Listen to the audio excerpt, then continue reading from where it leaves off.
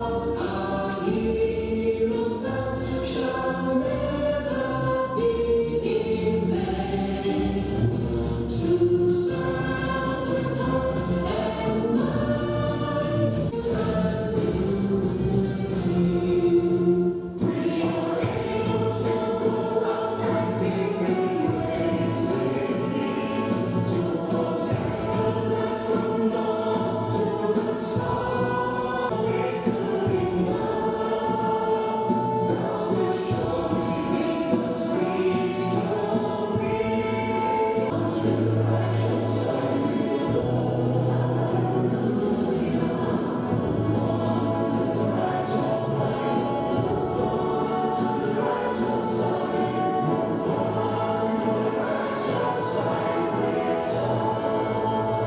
Let me formally welcome you to our dear state and to appreciate the management of the Institute for choosing Benue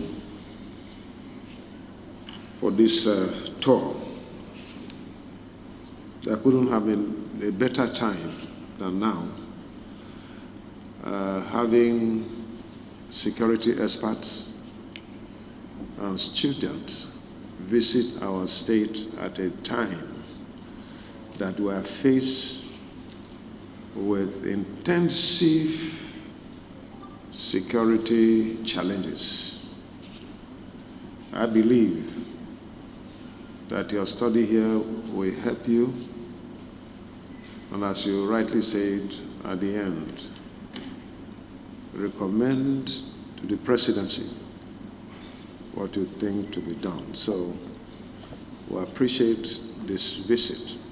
And to underscore the importance of this visit, I insisted that despite my exigencies of office will create today, Friday. I've been away for a whole week.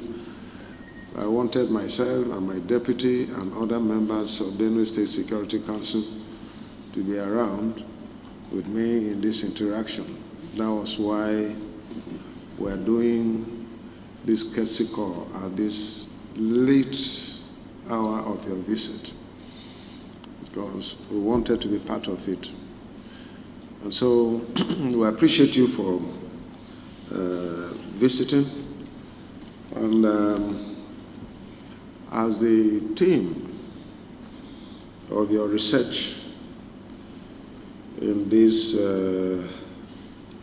syndicate, the Global Climate Challenge, the prospects and priorities for economic development and conflict resolution in Africa, I think is very, very apt at this particular time. Because the truth is that when you talk about economic development, you cannot do that without security. It is impossible. If time had permitted, I would talk about my personal experience as a businessman, as an industrialist, as a farmer. I can tell you how much I have lost as a person. Then as a state, as the governor of Benue State, I can also tell you how much we have lost. As I talk to you, more than 1.6 million people in Benue State are IDPs out of the 7 million estimated figure. And Benue State is known as the food basket of the nation. Benue State's economy is driven by the civil service, but actively supported by peasant farmers. There are no large commercial farmers in Benue State. I'm one of them because of my privileged position and opportunity I've had over the years, even before I became governor. But not many are having commercial farming activities going on. Even my deputy, who is here, it is me that taught him how to farm. As the last count, when I inquired from him, He told him he was battling with 2 hectares of cassava, while I had thousands. But that is an improvement. And I have encouraged my cabinet members and even civil service. Very soon, as we go into the cropping season, we are going to allow a break. Head of service from Thursday to Friday, yes, 2 days in a week, to allow people to go into farming activities, clearing, cultivation, and all that, because food is very, very critical and important.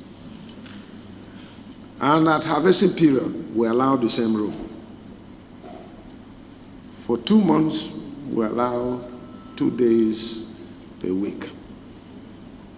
So it is a big challenge that even the food that Benue State is known for cannot be adequately exploited because of security problems that we have. And some of these problems are not just related to Benue State or our country, Nigeria. There are external forces, largely from neighboring African countries. And that is why I'm delighted with this topic. I'm not just looking at what is happening in our state or our country, Nigeria. You're looking beyond that. And I want to appreciate all of you for finding time to be here with us. And I believe that time has come in this country that we must forget about theorizing. We must look at practical ways. All of you are employees of various security agencies that this course is meant to support you and to build better and more capacities so that you can deliver, whether in Nigeria or elsewhere. But time has come that we must put those things we learn from various institutions, or the ones we learned from our elementary, our secondary, and tertiary institution, and even in the course that we're undertaking today, time has come that we will put those things into practice. They can be good on paper. They can be good when professors, doctors lecture us. But sometimes practicals may differ. And so there's a relationship between theory and practicals, and we must try to exploit this to ensure that at the end we have security for our people. The current challenge and what we're going through in Nigeria today, I have said in the past that if government at the center do not rise up to its responsibility, we may not have government one day. And we have seen it happen in other parts of the world. In Afghanistan, it's not far, not long ago, bandits came and took over. And today they are running that country. And that is what we're seeing happening. Bandits are going about freely with AK-47. And no government will to stand up and stop this. Security agencies are being killed, not just the common man on the street. Here, we do not mourn again about people being killed every day. Even yesterday, people were killed by Fulani bandits. They like calling them bandits without putting Fulani there. It is Fulani bandits. It is very sad and painful that when people decide to execute certain agendas that they were not born, you bring a jihad against a people, you Fulanize a nation like Nigeria with over 200 million people, somebody is against any Fulani man. I'm somebody who is liberal. Fulani people have helped me, and I've also helped them. Fulani people are in my government. But we must live, and let's live. Let other people too live. We should have the liberty. Can't go and bring an agenda from Ortom and Danfodio and then impose it on the whole country and take over Nigeria and make every other person slave. And they are not hiding it. When you talk, they rise against you. They tried to assassinate me several times for saying the truth. The Bible says you shall know the truth and the truth will set you free. And Nigeria will take its place again as a giant of Africa when we begin to say the truth and live by the truth.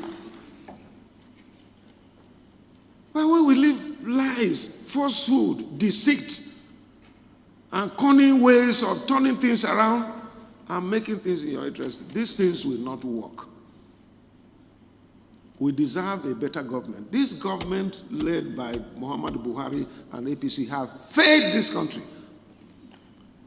And you hear them talking about Kuka, who is a bishop, who is not married, he doesn't have properties, everything is to service humanity when they try to advise them. When I speak here, when Governor Wike speaks, they castigate us. They send EFCC, their attack dog, over us. As I talk to you, how can you justify, Mr. Leader? As I talk to you, I have more than 1.6 million IDPs. And how can EFCC go and frozen an account that people donated money to the state, not EFCC, not federal government, donated money and EFCC go and seal that account that they cannot buy food for those people? What kind of inhuman treatment? Because you want to make people slaves. I want to tell you, EFCC, that God is watching you. This is not fair. Let them come here one day. If you want to probe, if you want to do fight corruption, go and catch all those people who are paying 100 million to buy forms to become president of this country, who have stolen so much, borrowed so much, and have enslaved Nigeria. Our children, our grandchildren are going to suffer to pay the debt that this current federal government is collecting from foreign countries. We shall be slaves. And this money is being stolen. If you want proof, EFCC, ask me, I will show you. But instead of common food, 70 million naira kept in account to buy food, grains, and food for IDPs, you go and seal it that you suspect fraud. It is criminal and evil against humanity for any person to reason that way. I decided to say this here before the press because I have sought to talk to your chairman and he declined. I wasn't going to media war with him, but I'm going to go into media war with him. His master, Malami, and all those people who brought him and all those people, their other name is corruption. Shouldn't come and be disturbing any other person here because of what is going on. For some of us, we are ready to say the truth. And if God permits, even if we die, we have no reason whatever. I've written my will, and my family have it. I don't care about whatever people say, but I say the truth. I'll fight for justice, equity, and fairness. And I'm not going to stop. Those people who are keeping quiet, they will one day pay the price. For some of us, we have stood by the truth, and we challenge anyone who thinks that we have done anything wrong to come out with that thing that we have done. But it is inhuman and devilish for EFCC to seal an account of state emergency who are meant to feed the IDPs. How much have the federal government, the so-called federal government, been bringing to IDPs? You bring 200 bags of rice to feed 1.6 million IDPs. You bring a trailer load of Indomie. What impact will that make? My people are dying. My people are hungry. I can't continue to keep quiet. So it is really unfortunate. Even the president himself, Mr. Integrity, is corrupt. Who built that house in Katsina, the underground house he built in Katsina? Who built? Where did he get the money? How much is the salary of a president? Why is EFCC not probing him? All these things. How much is the salary of a minister that he will go and buy from for 100 million naira? Go and check his account. When he took oath of office, the code of conduct, what did they declare? Where are they getting that money? Why are EFCC not moving against them? They are moving against IDP, helpless people. Some women are there who are widows. You have orphans. Some don't even have father and mother. They are orphans. And they depend on what charity organizations give, what the state government does. We don't have that kind of money. Even salaries, paying salaries is a problem. And they are laughing about, they are giving other states money to clear salaries. But we here, because we oppose them, we tell them the truth, they have decided to fight us and make this thing. So that is the point. It is very, very unfair. Our people are suffering. Just yesterday, I was told bandits have taken over the place you went. If you have gone into the villages, they have taken over Kasinala, Logo, and Guma local government. I come from Guma local government. 2/3 of the population are living in the headquarters. 2/3 of the population. All my farm output, I give it to IDPs. I don't see how I can take something that the same land gave me and sell. To do what? And when the people are dying and suffering, women are giving birth in IDP camps, living at the mercy of mosquitoes. This is very sad. I weep every day. I'm very, very emotional. And I'm pained that we don't have a leadership that is not concerned, but rather buying weapons for Fulani herdsmen to come and take over the land, because that was what they designed by their forefather, Madame Fodio, in 1800. Because they would take Nigeria and make every other person be slave, and they have not hidden it. They say they will kill me. You can imagine the people that attempted to assassinate me. 13 Fulani herdsmen were arrested.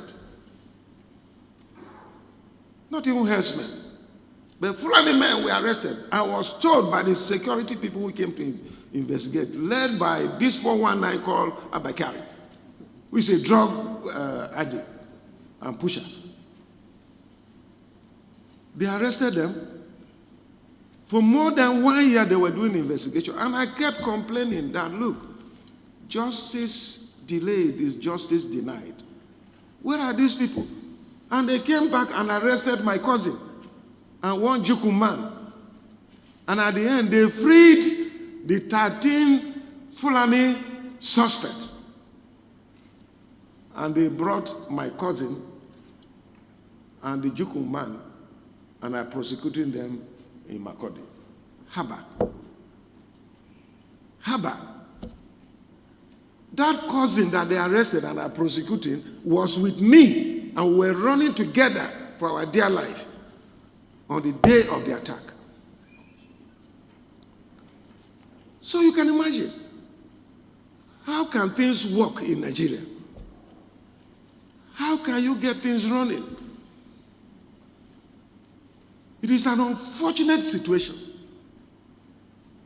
General Abacha, and I quote him, he said, when terrorism thrived for 3 months, the government is complicit. I will continue to accuse the government of General Muhammadu Buhari and APC that they are complicit in what is happening in Nigeria. They are part of it. And because his tenure is about to end, they have released more of them and given them AK-47. Here in Benue State, when you have a cutlass, a dagger, a den gun, you are arrested.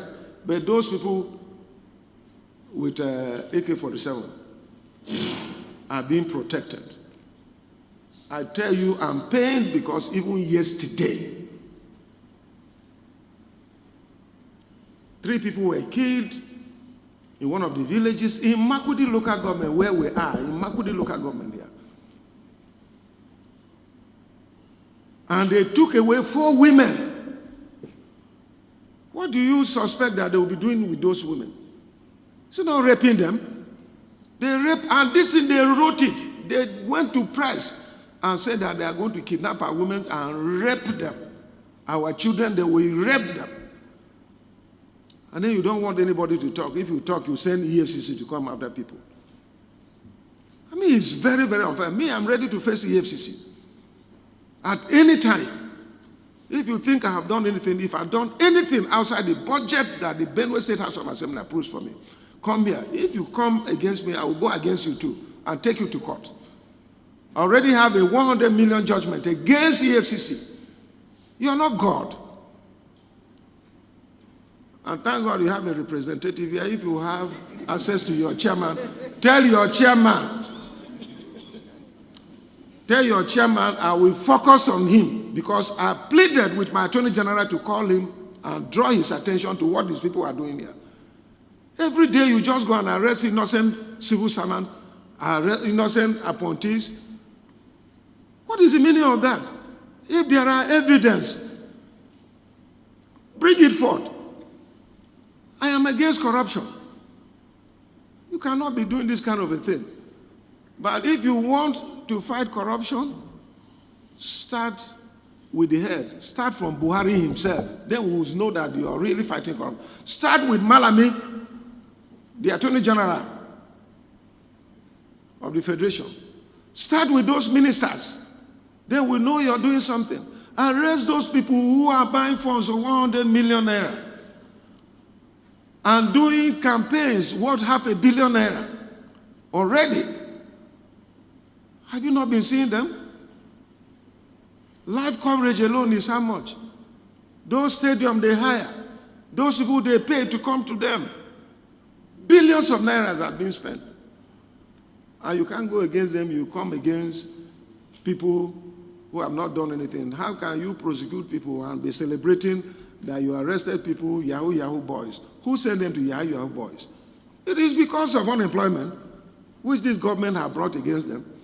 You arrest people who steal chicken and goat. Me in Benue State, there are people who steal chicken and goat. I allow them to go with it.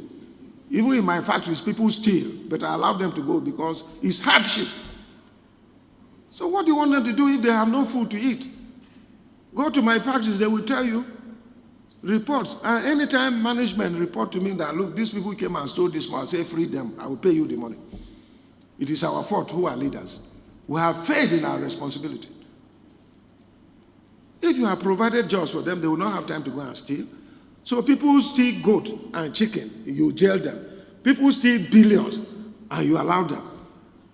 People in the cabinet of the current government who were being prosecuted for billions of naira, today they are in government. They have become sent because they belong to APC. And one time chairman of APC said that as soon as you become to APC, you have become a saint. There is no need probing you. Thanks for checking out Symphony on YouTube. Please be sure to subscribe and like our videos for updates.